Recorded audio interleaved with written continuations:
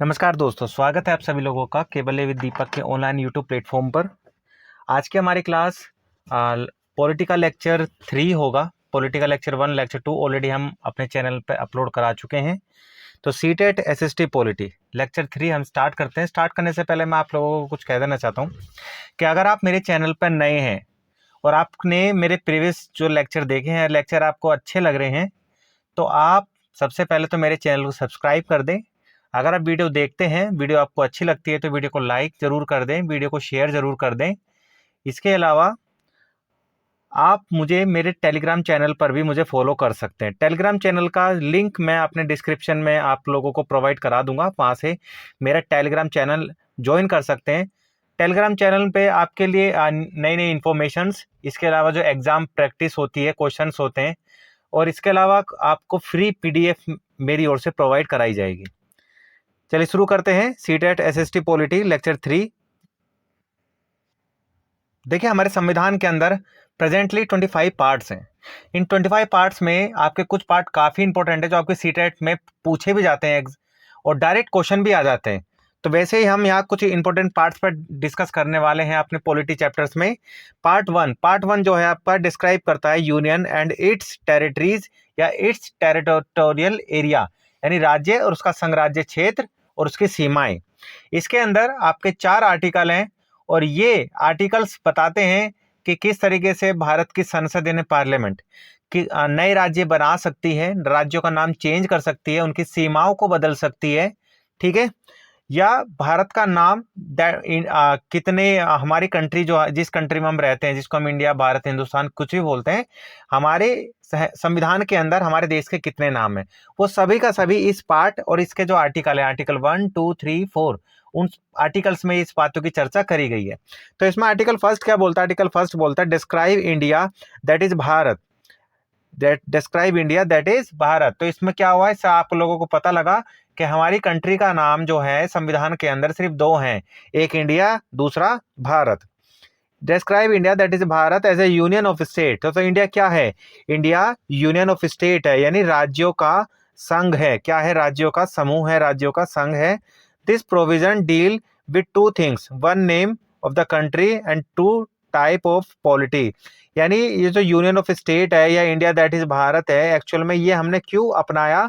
तो ये एक तरीके से आप मान सकते हैं कि 2 थिंग्स पे, 2 सोच पे काम करता है। एक तो 1 नेम ऑफ द कंट्री, यानी जो कंट्री का नाम है उसके हिसाब से।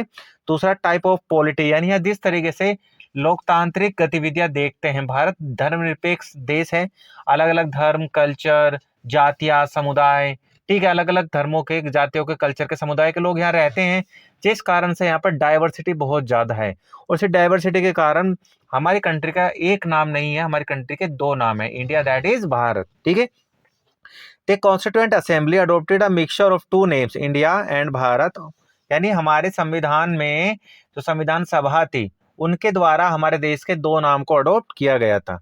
अब इसके अंदर आर्टिकल फर्स्ट जो कि क्लियर बोलता है, आर्टिकल फर्स्ट क्या बोलता है? The territory of India can be classified into 3 categories, यानी भारत का जो क्षेत्र है इसको मेनली 3 कैटेगरी में डिवाइड किया जा सकता है। एग्जाम में कई बार आ जाता है कि आर्टिकल फर्स्ट में भारत की जो टेरिटरी है, भारत का जो एरिया है, उसको कितने एरियो में डिवाइड किया गया है? तो आंसर क्या आएगा? 3।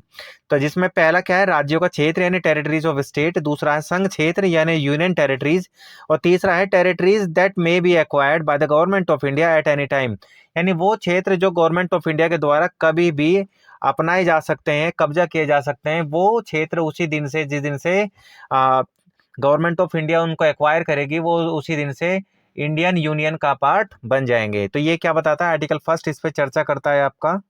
आर्टिकल सेकंड क्या बोलता है भाई आपका? तो आर्टिकल सेकंड क्या बोलता है इसमें? Constitution grant 2 powers, constitution grants 2 powers to the parliament, यानी भारत का जो संविधान है वो संसद को 2 तरीके की शक्तियां देता है। पहली शक्ति कौन सी है? The power of establish new state, यानी आर्टिकल 2 के तहत जो संसद है, भारत की संसद है, वो नए राज्यों का गठन कर सकती है, ठीक है। दूसरा क्या है? The union of India new state, यानी the power of admit into the union of India new states, यानी नए राज्यों को भारतीय संघ में शामिल करना। नए राज्यों को भारतीय संघ में शामिल करना, ये किसकी पावर है? ये है संसद की, पार्लियामेंट की, ठीक है। तो ये 2 पावर्स काम करती हैं आर्टिकल 2 के अंडर में। आर्टिकल 3 किस चीज़ के बारे में चर्चा करता है? तो आर्टिकल 3 बात करता है formation of new state and alteration of area boundaries और नेम ऑफ एग्जिस्टिंग स्टेट्स। यानी अनुच्छेद 3 का इस्तेमाल कर कर भारत की संसद नए स्टेट्स को बना सकती है, उनकी बाउंड्रीज को ऑल्टर कर सकती है, उनका नाम चेंज कर सकती है। ठीक है, तो ये क्या है, ये आर्टिकल 3 का इस्तेमाल करके भारत की संसद ये सारे काम करती है। ठीक है, इसके अलावा आर्टिकल 4 क्या बोलता है? आर्टिकल 4 बोलता है law made under article 2 article 3 to provide for amendment of the article 368। यानी भारत की संसद किसी भी राज्य का नाम बदलना हो, किसी की सीमा बदलनी हो, या फिर आप कह सकते हैं यानी आर्टिकल 2 और 3 में जो भी एक्टिविटी की जाएगी वो एक्टिविटी आर्टिकल 368 का यूज किए बगैर, आर्टिकल 368 क्या बोलता है? संविधान में संशोधन करना। पर भारतीय संसद जब भी किसी राज्य का नाम चेंज करेगी, भारतीय संसद जब भी किसी राज्य की बाउंड्रीज को ऑल्टर करेगी या नए राज्य बनाएगी, या नए राज्यों को तोड़कर दो नए राज्य या किसी दो राज्यों को मिलाकर किसी एक नया राज्य बना देगी, या किसी राज्य का नाम चेंज कर देगी, ऐसे में आर्टिकल 368 का इस्तेमाल नहीं किया जाएगा। यहाँ पर संविधान संशोधन नहीं कहलाया जाएगा। क्लियर है? ये बिल्कुल क्लियर है। एग्जाम में कई बार पूछा भी जाता है स्टेटमेंट्स में, क्या नए राज्यों का निर्माण संविधान संशोधन के दायरे में आता है? तो आप बताएंगे नए राज्यों का निर्माण हो गया, उनकी बाउंड्रीज को ऑल्टर करना हो गया, उनका नाम चेंज करना हो गया, ये संविधान संशोधन के दायरे से बाहर है। ये सिंपल मेजोरिटी से पास रेजोल्यूशन से सारी एक्टिविटी को संसद फॉलो कर सकती है। ठीक है, सिटीजनशिप यानी नागरिकता को स्टार्ट करने से पहले हम देख लेते हैं कि भारतीय संसद ने आर्टिकल 2 आर्टिकल 3 का इस्तेमाल कर कर अभी तक भारत में कितने राज्य कब और कैसे बनाए हैं। तो देखिए, महाराष्ट्र को गुजरात से सेपरेट किया था लैंग्वेज यानी भाषा के आधार पर 1960 में। भाई दादरा नगर हवेली को पोर्तुगीज से रिलीज कराया था 1954 के अंदर। और 10th कॉन्स्टिट्यूशनल अमेंडमेंट एक्ट 1961 में दादरा नगर हवेली को इंडियन का कंप्लीट हिस्सा बना लिया गया था। वहीं गोवा हो गया, दमन दीव हो गया, 1961 में पोर्तुगीज से इसको आज़ाद कराया गया था। इसके बाद में पुदुचेरी को कराईकल, माहे और यनम, इन तीनों इलाकों को मिलाकर क्या बनाया गया? पुदुचेरी बनाया गया। पांडिचेरी, कराईकल, माहे, यनम। ठीक है, और 1962 में पुदुचेरी को इंडियन यूनियन टेरिटरी बना लिया गया। इसके बाद में बात करें नागालैंड को 1963 में इंडिया का 16th स्टेट यानी 16वां राज्य बनाया गया, और ये आर्टिकल 2 का इस्तेमाल करके ही करा है संसद ने। बात करें हम आपका हरियाणा की, तो हरियाणा, चंडीगढ़, हिमाचल प्रदेश। ठीक है, हरियाणा को पंजाब से कब अलग किया गया? तो हरियाणा को पंजाब से लैंग्वेज के आधार पर 1966 में सेपरेट कर दिया गया था, अलग कर दिया गया था। ठीक है, वहीं हिमाचल को 1971 में पंजाब से अलग कर दिया गया था। तो हिमाचल प्रदेश अलग राज्य बना। हिमाचल प्रदेश पहले यूनियन टेरिटरी में काउंट किया जाता था, बाद में हिमाचल प्रदेश को कंप्लीट स्टेट का दर्जा दे दिया गया था। वहीं मणिपुर को 19वां राज्य, त्रिपुरा को 20वां राज्य, मेघालय को 21वां राज्य और सिक्किम को 36 कॉन्स्टिट्यूशनल अमेंडमेंट एक्ट 1975 के द्वारा इंडियन यूनियन का पार्ट बना दिया गया। वहीं मिजोरम को 23वां राज्य, अरुणाचल प्रदेश 24वां राज्य, गोवा 25वां राज्य 1987 में।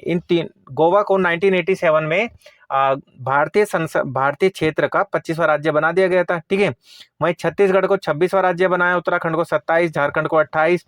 इन तीनों राज्यों को सन 2000 के अंदर अलग कर दिया गया था। ठीक है, जैसे छत्तीसगढ़ है तो छत्तीसगढ़ को मध्य प्रदेश से अलग किया गया था सन 2000 में। वहीं उत्तराखंड को उत्तर प्रदेश से अलग किया गया था। वहीं आपका बिहार से झारखंड को अलग किया गया था 2000 के अंदर। और हमारा लास्ट स्टेट है तेलंगाना को 2014 के अंदर आंध्र प्रदेश से सेपरेट करके एक नया स्टेट बनाया गया था। इसके अलावा अगर हम बात करें नेम चेंज की, तो भारत की संसद ने अभी तक कितने राज्यों का नाम चेंज किया है? तो बात कर ले हम 1950 में यूनाइटेड प्रोविंस का नाम चेंज करके उत्तर प्रदेश कर दिया गया। 1969 में मद्रास का नाम चेंज करके तमिलनाडु कर दिया गया। वहीं 1973 में मैसूर का नाम चेंज करके कर्नाटक, और 2011 के अंदर ओडिशा का नाम चेंज करके ओडिशा कर दिया गया। देखते हैं हम सिटीजनशिप यानी नागरिकता। तो मैं आपको क्लियर बता दूं, नागरिकता जो है हमारे संविधान के भाग 2 का हिस्सा है। इसके लिए जो अनुच्छेद यानी आर्टिकल्स की हम बात करते हैं तो आर्टिकल 5 से लेकर आर्टिकल 11 तक हमारी नागरिकता से संबंधित है। एक एक आर्टिकल के बारे में जानेंगे क्या क्या लिखा हुआ है उसमें। और भारत में सिंगल सिटीजनशिप का कंसेप्ट है, यानी भारत में जो नागरिकता है वो एकल नागरिकता है। ठीक है, भारत में क्या है आपका, भारत में आपका जो कंसेप्ट चलता है वो क्या चलता है, सिंगल सिटीजनशिप। सिंगल सिटीजनशिप का कंसेप्ट चलता है भारत में। ठीक है, और ये सिंगल सिटीजनशिप का कंसेप्ट लिया कहाँ से है हम लोगों ने, तो सिंगल सिटीजनशिप का कंसेप्ट लिया है इंडियन गवर्नमेंट ने या इंडियन कॉन्स्टिट्यूएंट असेंबली ने ब्रिटेन से। क्लियर है, तो कहाँ से लिया हमने, ब्रिटेन से। भारत में ड्यूल सिटीजन नहीं चलती है, भारत में सिंगल सिटीजनशिप चलता है। बात कर लेते हैं the constitution deal with single citizenship from article 5 to 11। ठीक है, अंडर पार्ट सेकंड, जो कि मैं आपसे पहले ही बात कर चुका हूँ। It only identify the person who become citizen of India eight is commencement on January 26, 1950। यानी हमारे संविधान के अंदर जो इंडियन सिटीजनशिप है इसको कब रेगुलेट कर दिया गया था, तो 26 जनवरी 1950 को। इसमें आर्टिकल 5 क्या बोलता है आपका, आर्टिकल 5 बोलता है a person who had his domicile in India and also fulfilled any one of 3 condition. यानी आर्टिकल 5 बोलता है कि अगर किसी भी व्यक्ति के पास में अगर भारत का डोमिसाइल है तो उसको किस प्रकार भारत का नागरिक माना जाएगा। इसमें 3 कैटेगरी वो फुलफिल करता हो, ठीक है, तो उस आधार पर उसको भारत का नागरिक माना जा सकता है। तो 3 कैटेगरी कौन सी हैं देखते हैं। नंबर 1 कैटेगरी है if he was born in India. If he was born in India यानी उसका जन्म भारत में हुआ हो। ठीक है, पहला तो ये हो सकता है आपका उसका जन्म क्या हुआ, भारत में हुआ हो। दूसरा, if either of his parents was born in India, यानी उसके माता पिता में से किसी एक का जन्म भारत में हुआ हो। इसके अलावा नंबर 3 पॉइंट क्या बोलता है, if he has been ordinarily resident in India for 5 years immediately before the commencement of the constitution become a citizen of India। यानी संविधान लागू होने के 5 वर्ष पूर्व से वह भारत में रह रहा हो। यानी संविधान लागू कब हुआ, 1950 में। 1950 से पहले यानी 1945 से, यानी जब भारत का विभाजन भी नहीं हुआ था, आज़ाद भी नहीं हुए थे, तब से वो भारत में रह रहा हो, अखंड भारत में। तो ऐसा व्यक्ति जिसके पास में डोमिसाइल आए वो इन कैटेगरीज में भारत का सिटीजन माना जा सकता है। इसके अलावा और किस किस कैटेगरी में इंडियन सिटीजनशिप को एक्वायर कर सकते हैं, तो इसके अंदर ऑप्शन बी क्या बोलता है आपका, person who migrated to India from Pakistan become an Indian citizen if he or either of his parents or any of his grandparents was born in undivided India and also fulfilled any one of the 2 condition. यानी ऐसा व्यक्ति जो पाकिस्तान से भारत आया हो और उसके माता पिता या दादा दादी अविभाजित भारत में पैदा हुए हो। ठीक है, अगर इनमें से कोई एक शर्त वो ऊपर से लेकर नीचे तक पूरा करता हो तो वो भारत का नागरिक माना जाएगा। हमारे जो संविधान है, संविधान में संसद जो है हमारी, तो संसद को पावर दी गई है सिटीजनशिप एक्ट 1955। इस एक्ट के थ्रू संसद जो है वो नागरिकता के ऊपर कानून बना सकती है। तो citizenship act of 1955 prescribe 5 way of acquiring citizenship, birth, descent, registration, naturalisation and incorporation of territory, यानी क्षेत्र अधिकृत करने पर।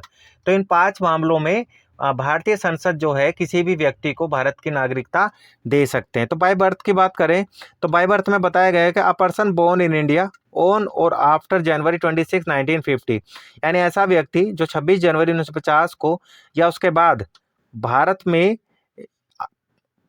उसका जन्म हुआ हो या 1 जुलाई 1987 से पहले उसका जन्म हुआ हो, ऐसा व्यक्ति भारत का नागरिक कहलाएगा। ठीक है, चाहे उसके माता पिता भारत के नागरिक हो चाहे ना हो। ठीक है, नेक्स्ट है आपका a person born in India on or after July 1 in 1987 is considered as a citizen of India only if either of his parents is a citizen of India at the time of his birth। यानी 1 जुलाई 1987 के बाद 1 जुलाई 1987 के बाद अगर किसी भी बच्चे का जन्म भारत में होता है तो वो इंडियन सिटीजन तभी माना जा सकता है जब उसके माता या उसके पिता में से कोई एक व्यक्ति भारत का नागरिक ऑलरेडी हो।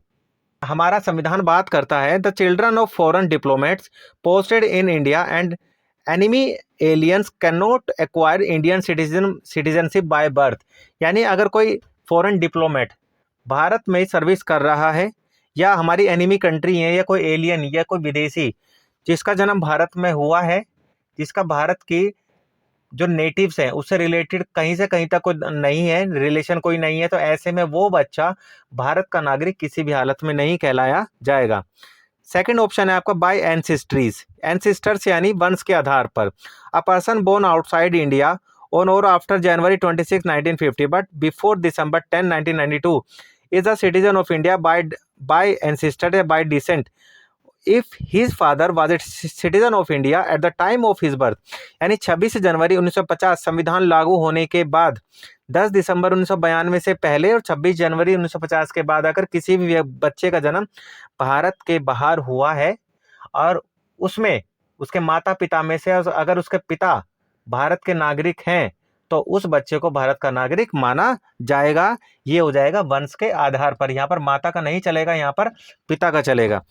इसके बाद बात करें हम December 3 2004 onward, a person born outside India shall not be a citizen of India by descent unless his birth is registered at an Indian consulate within 1 year of death of birth. ठीक है, यानी आप कह सकते हैं कि 3 दिसंबर 2004 के बाद भारत के बाहर पैदा हुआ व्यक्ति मूल रूप से भारत का नागरिक नहीं होगा जबकि उसका जन्म तिथि 1 वर्ष के भीतर भारतीय वाणिज्य दूतावास में पंजीकृत ना हो जाए।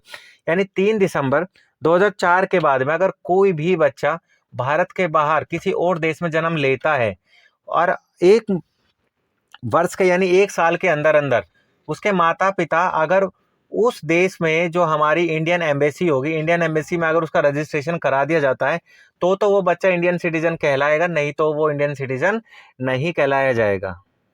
बात करें बाय रजिस्ट्रेशन की तो a person of Indian origin who is ordinary resident in India for 7 year before making an application of registration.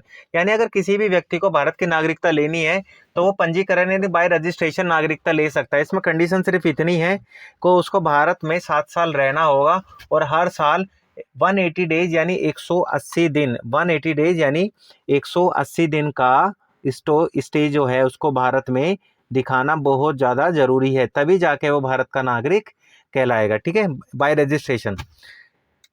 इसके बाद में a person of Indian origin who is ordinary resident in any country और place outside undivided India, यानी भारतीय मूल का व्यक्ति जो सामान्यतः अविभाजित भारत के बाहर पैदा हुआ, अविभाजित भारत के बाहर किसी अन्य देश का निवासी है तो वो पर्सन बाय रजिस्ट्रेशन इंडियन जो है सिटीजनशिप को एक्वायर कर सकता है। नेक्स्ट है person who is married to a citizen of India and is ordinary resident in India for 7 year before making an application for registration.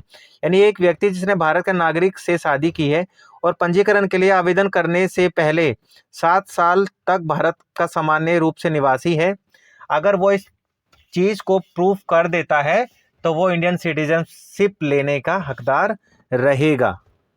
तरह के सिटीजनशिप को कितने तरीके से छीना जा सकता है, तो 3 तरीके से सिटीजनशिप को छीना जा सकता है। नंबर 1 बाय रिनंसिएशन, यानी स्वैच्छिक रूप से कोई अपनी मर्जी से सिटीजनशिप को छोड़ दे तो सिटीजनशिप वैसे खत्म हो जाएगी, या बाय टर्मिनेशन, या भारत सरकार के द्वारा टर्मिनेट कर दी जाए तो सिटीजनशिप खत्म मानी जाती है, या बाय डिप्रीविएशन यानी वंचित करने पर, जब चीज़ें वंचित कर दी जाएंगी भारत सरकार उससे नागरिकता छीन लेगी। वंचित किस तरीके से हो सकता है, कई तरीके से हो सकता है।